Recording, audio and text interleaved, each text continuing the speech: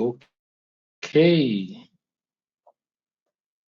Good evening, everyone who is present with the live stream and those who are going to be with us for the replay. This is, I think, is our third live broadcast. My name is Rodney Davis. I'm the founder and CEO of Teach Life Skills. And we might be transitioning to new domain names very soon, so stay tuned for that. Today, we are going to a topic that we started 2 weeks ago, and we want to go a little bit further this week, and then next week we're going to finish it off before we have the live workshop on January the 10th. But as you see here, the topic we're going to cover today has to do with your internal GPS, the cost of caring. You know, those in the caring professions, we always talk about the cost of caring, and what this is all about is the stress, the things that you have to sacrifice in your own personal life when you deal with these kinds of professions. And there's always some baggage that it carries along with it when you have for other people. All right. And so what we breached last week and the week before was the fact that, my premise is we're trying to encourage teachers to um, pursue diversifying their income, and also to take care of some of the things that teachers have been telling me for the last 20 years are bottlenecks for them, namely workplace stress and burnout, right? So I'm trying to hit all three. And so we're going to move slowly into it. One of the things that come up every single income diversification for teachers is the fact that their plate is full already. Okay, so I realized that before we begin teaching per se about starting an online course business, which is the pathway that we are recommending teachers get into for building for themselves a substantial side income. But before they can do that, I really felt the need to, based on what teachers have been telling me, to address um, the burnout risk and the overwork situation and the stress from the business situation that so many teachers are faced with first, right? And what we talked about for the last couple of weeks was about that this is an inside job. That teachers don't really need another planner or get that much better with time management because they have to even operate. We have to look at our internal um, signals, keep a check on emotions, and take a second look at the things that we might have been sweeping under the rug about how we feel about all the things that we have to do every day in all of the care professions, the caregivers. And, instead of brushing these things aside, take take a pause, take a deep breath, get some calm, so you could give yourself some perspective. And so today we wanted to, before we go next week. All right. So as you see here, we're going to start off by talking a little bit about, the fact that, as I said here, the cost of caring has a cure. So before you can begin looking after building your course, let's get you, the teacher, into a calm space where you can do your job still, but at the same time come away from the job having known that you did a good job, but that when the hour comes for you to switch to your own things, you can make that switch without left anything undone. Okay, so that's what we're on about evening. As you see here, we've been talking about that burnout is basically an exhaustion of resources. And we're talking, of course, again, as about internal resources. Um, in the industry or in the education profession, there's two things that we always have to deal with. There's the chronic stress that comes from just the everyday classroom situations, which most people climb on top of pretty easy. But the idea here is that there's a there's something that we tend to leave undone when we keep, like, if you find yourself every time going to sleep at night and you wake up the next morning and you're still not feeling that you've gotten all the rest that you needed. And so you start the next day not fully recovered, and then the next day you add a little bit more stress, and then it keeps adding as the days go by. And then the weekend comes and you think you're going to catch up on the weekend, and then Monday morning comes and you still don't feel, so you're in this perpetual state of not fully recovering. All right. And this is a slow and steady digress to the point of where we begin exuding symptoms of burnout. And we discussed all of those symptoms in the last couple of weeks. But here again, we wanted to revisit it and talk about the personal and the professional resources that you should make sure that you have available to you in order to to manage this stress and this constant I'm going to call it a layering of stress and um, things that just add up to make the situation worse if you don't take care of it. For myself, I remember coming into the teaching profession, as I was talking about 2 weeks ago. And I myself, I just experienced burnout to a very large extent because I've been doing the same exact thing in a different profession. So here I was coming from working at a drug rehab, which can be very demanding because you tend to pour all into the people you have to take care of. And so I had an administrative function and a care function as well. And both of these functions were very stressful because there were a lot of things that were not in place. And I had to ask myself at a particular moment whether I could able to sustain this. The answer, of course, was no. And so I had to leave that job, even though at the time I hadn't secured my next job as yet. So there I was, pretty close to burnout. No, the stress of the job and worrying about the paycheck and so on was less, but also now I have to think about getting a new job and so on. To make a long story short, as I mentioned in the last one, what ended up happening was I started a new job and I pretty much got the help that I needed to manage the stress from my previous job and also how to manage a new profession dealing with children in a classroom. But very quickly, I began realizing that some of my colleagues, the people around me, were exhibiting the same symptoms that I had just walked away from. And from way back then, I made a mental note that this is one of the things I want to do sometime in the future. I didn't know when, but I knew that I wanted to do something about it. After you spend 2 or 3 years in a classroom and you begin realizing what teachers go through, and even though it's not my chosen profession, I spent another 4 years in a classroom, and I left the classroom with a very healthy respect for the things that teachers do, because I, for one, couldn't do a lot of them.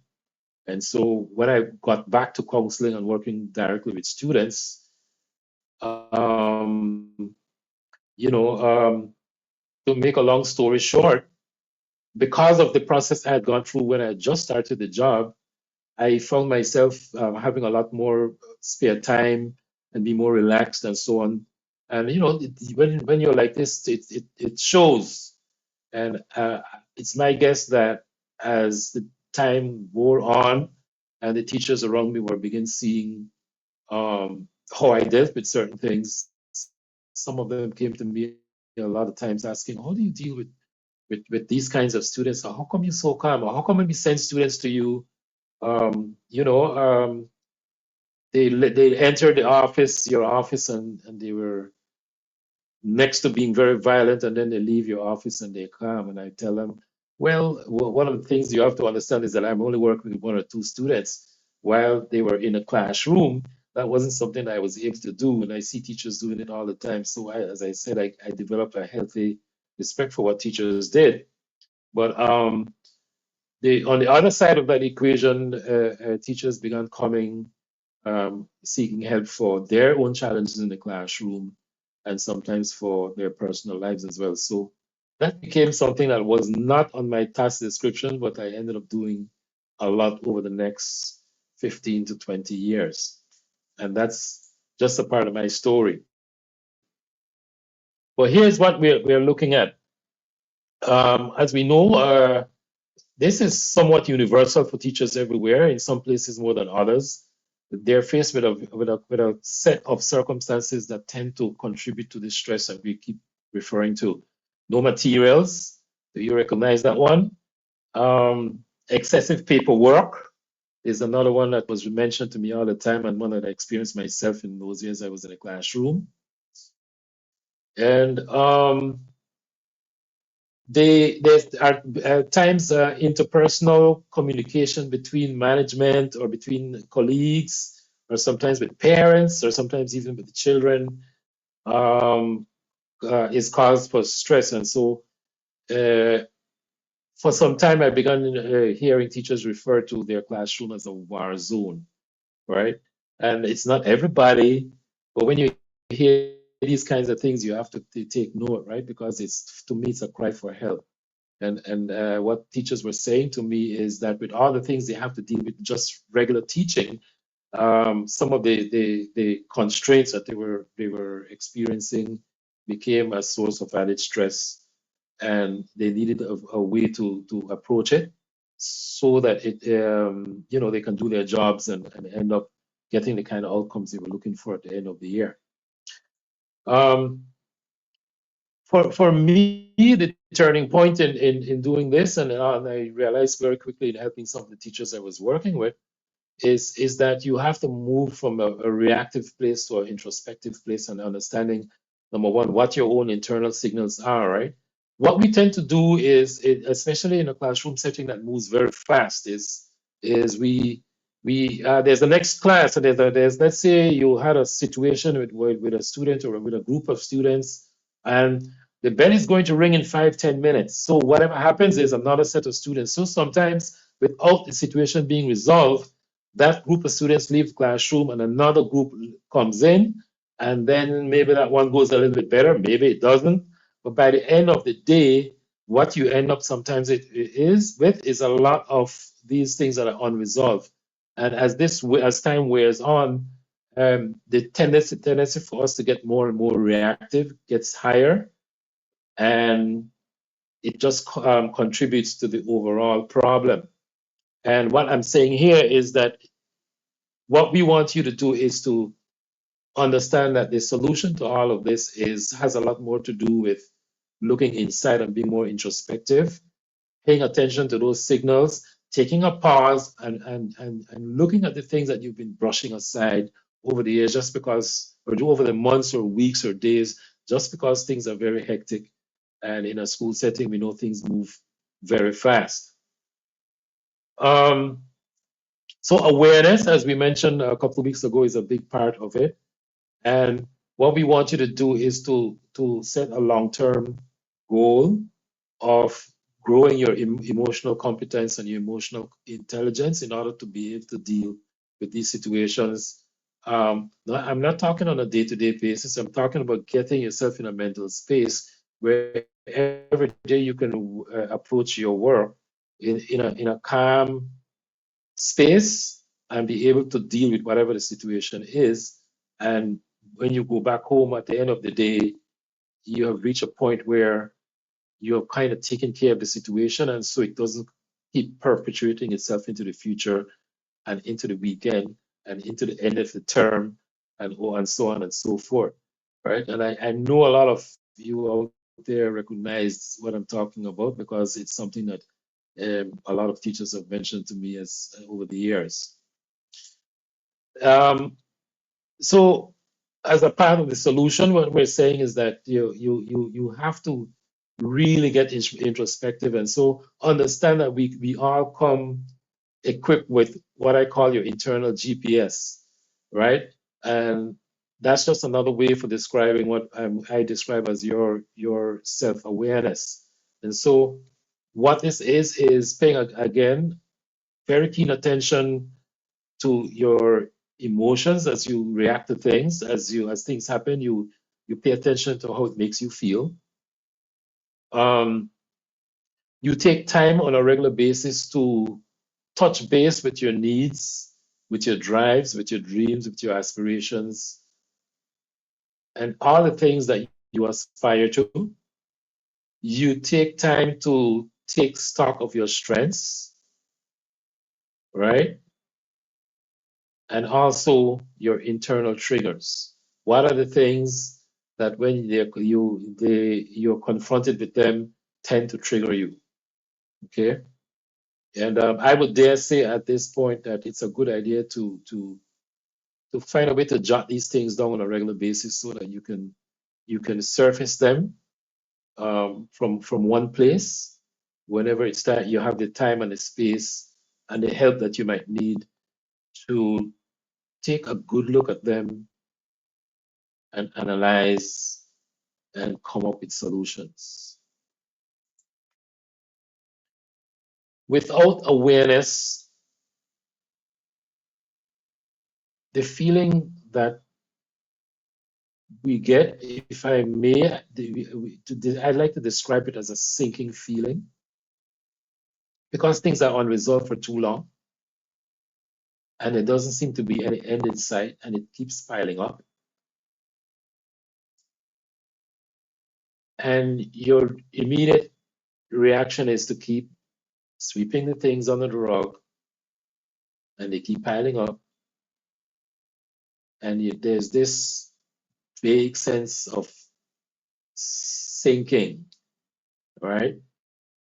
And when somebody comes to me and tell me they've hit that point, that's when I begin thinking, okay, here's somebody that is at high risk of burning out unless we take action very quickly.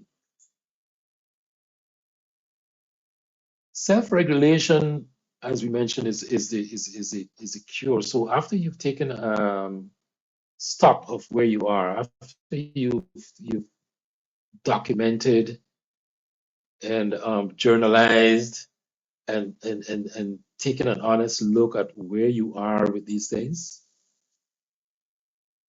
The next step, of course, is finding a way to mitigate it, right? To find a handle on regulating self.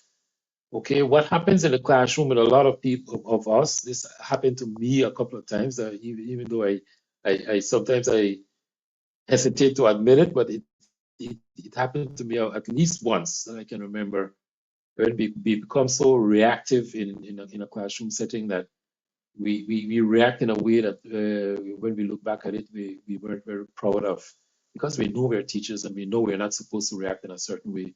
But as humans, again, if with the backdrop of what we've just been talking about, um, we fall into reaction, and so um, that becomes the unfortunate thing that we you know have sad stories to tell. All right, so the skill to control impulses, regardless of what the stress situation is something that we do when we talk about developing emotional intelligence. And it's a practice, right? It's not a switch that you turn on. It's something that you have to work on a regular basis as you continue your journey. All right. So even though we're going to be talking to you beginning in somewhere in mid-January about building that side income, and even though we're telling you that we have to take care of this first, understand from now that it's not a switch. It's something that you're going to be developing along with your business. All right. And it's something that you have to set long-term goals around and get better at as the time goes on. Okay. And hopefully we're going to be able to create a community that you could come to where we could discuss these issues and delve very deeply into them. Um, to go a little bit further, aborting the stress response that creates these situations that sometimes we're not proud of after we look at how we handled it. Um, this is one that a lot of teachers know already, so I'm not going to spend a lot of time with it, but it's something that I used to use with students a lot. And it's just about finding a way to put some distance between the trigger and the response, right? Because most people think that somebody else might have caused you to react in a certain way. And the reality is that there's a space that you can expand between the trigger and the response. Okay. And there are a lot of different ways of doing this. One way that we have here is just stopping for a minute and inhaling for a short little breath of time. If you could find a way to get 4 seconds in, take a deep breath, hold your breath for I'll say 4 seconds, and then exhale for the same 4 seconds. We call it box breathing for those of you who haven't heard about it before.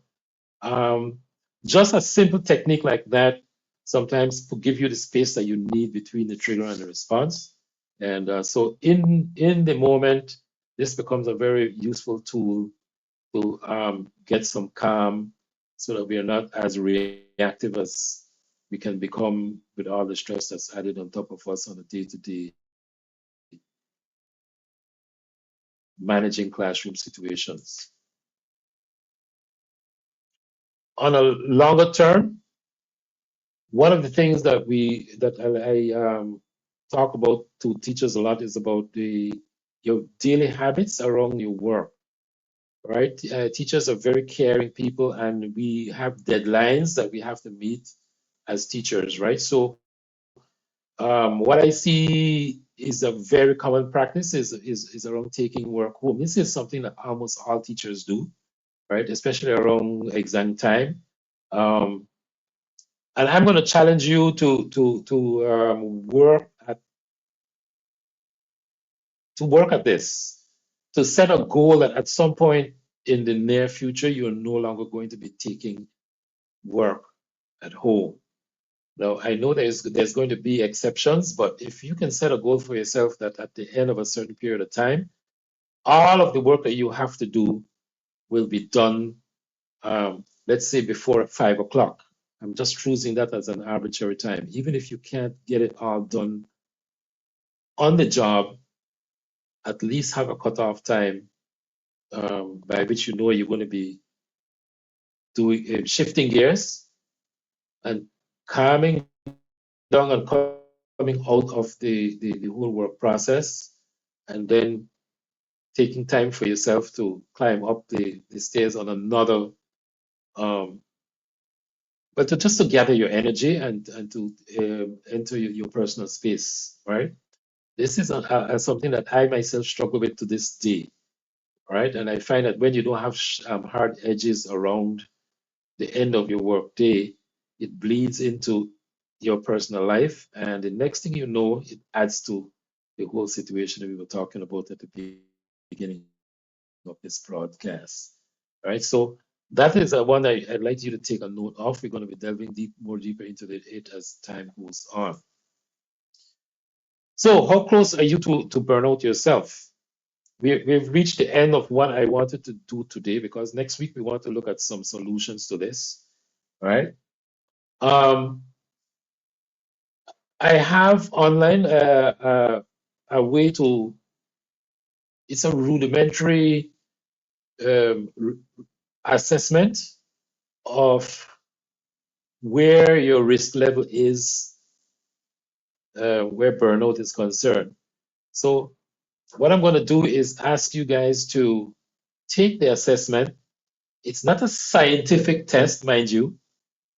All I intended to do here with this assessment is to surface the things that you already know you've been sweeping under that rug, as we've been talking about. so that we can begin looking at them again, right? Because I have this sense, again, from dealing with teachers for many years, that you already know what these issues are, but because you didn't have a path towards solving the problem, we just keep, sweeping it under the rug and leaving it there. And so, what this assessment is all about is just trying to surface them in your awareness once more. And as we continue, we're going to be able to discuss them in our community and to deal with them in a good way. So, what I want you to do is, again, even for those of you who will only be looking at this broadcast as a replay, first, before you take the assessment, we want you to make sure that um, whatever hardware you're using, whether it's your phone or your laptop or wherever, log into your Google account first. And then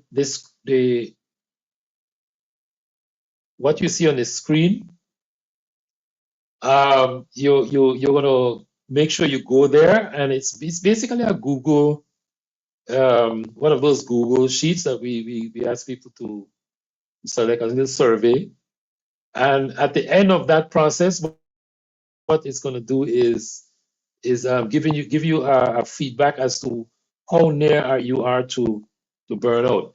Right? And I know already that this is just going to be a confirmation of what you already know. We just want you to raise your awareness so that we continue as we continue with the process of getting you to a point where you feel that you can actually take on worry about whether you're doing your job properly, knowing that you're giving the children everything that you can, and that you're also giving yourself everything that you can. So, um, all you have to do is to visit the site that you see here, and then take the assessment, and then from there, that is going to lead you to the next step. All right. So, any questions that come up? I'm looking here and I don't see any questions in the YouTube link. So I'm hoping that we get a lot more questions as the weeks go by. And what we intend to do is to turn this broadcast into more of a Q&A format, where when I log on here and I go live, what I'm going to see is a barrage of questions, and I'm going to have somebody that's going to be feeding me with them, and then so all I can do is just answer them on the fly, because I think that's the way how we should be building our community, by being very responsive to the concerns that come up from the audience. So if you're looking at this from the replay, take the burnout assessment, come back here, make your comments, ask questions before we do the next one. We're going to be doing this again, I think, on Thursday, the 8th is the next one. And for that one, we're going to be taking a look at what's the next step, right? So we took a final look today at the whole problem and the stress and all of that. And so even though we went into it a little bit today, we're going to go a little bit deeper next week about what you do about it and why you have to do it before you begin in earnest building a side income business. Okay, so that's what I had for today. Let me change this back to come out of the presentation.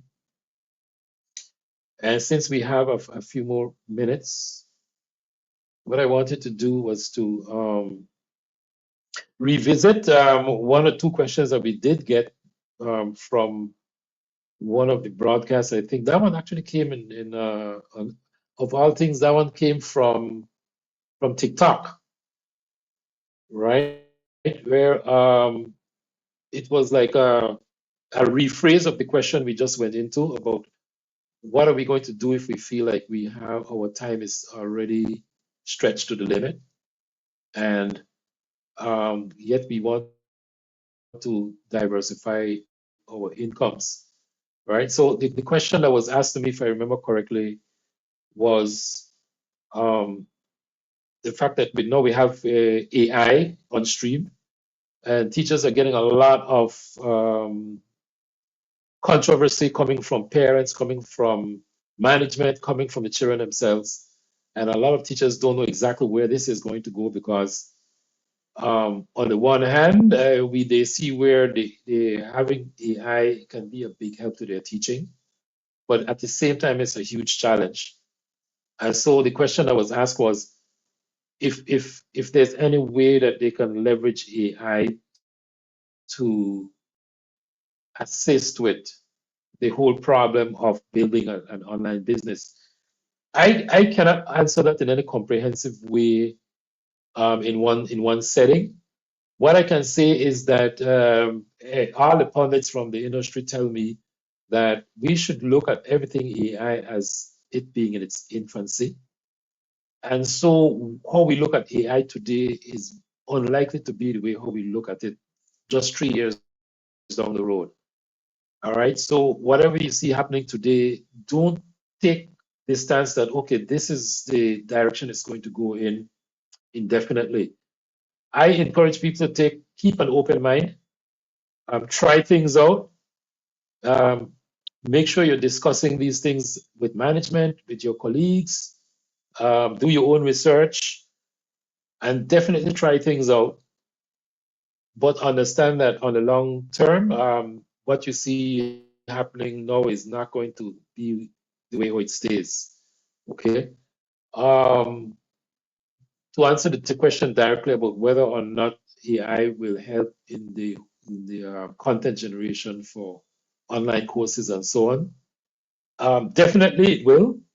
But I think the ways in which it does so will change as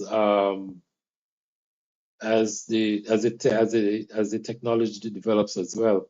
We now see a lot of things happening with people building agents and GPTs and all of these automations and bots and so on coming on stream. And so I'm pretty sure they're going to play a major role.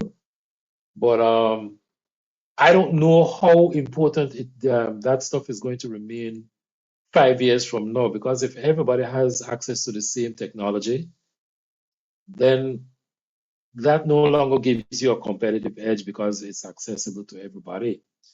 My guess, if I'm honest, is that I think what's going to become more and more valuable in the online course space is that personal touch, right? The stories that you bring from your classrooms, from your daily lives, from your own personal experience, and that hands-on part of you is what is going to become more and more valuable because content itself is so easy to generate.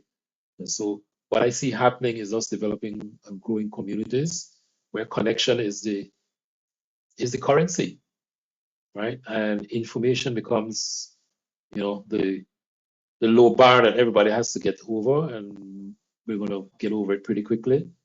And then what you bring to the table is your own personality, your own ways of dealing with things and expressing yourself.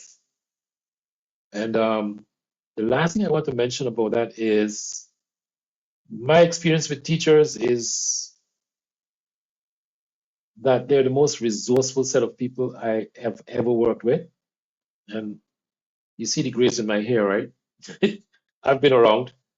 I've worked in a lot of different industries in a lot of different verticals, and I have found no group of people as resourceful as teachers. You guys come up with things on the fly, and again, because I have a lot of experience outside of education as well, I can tell you that there's something very entrepreneurial about that. Um, what a business person might spend 2, 3 years trying to develop, I have seen teachers come up with and execute in a matter of moments after problem presented itself. And my message to you is that you can monetize that, and it's something that's instinctive to you, and all we have to do now is to give you the marketing parts of it and how you turn that into a business. And so, as I said, beginning in mid-January, that's what we're going to be talking about. We're just dealing with the things that are in front of you right now, so that going down the road, um, you have some solutions to that as well. So, without any further ado, I'm going to begin signing off.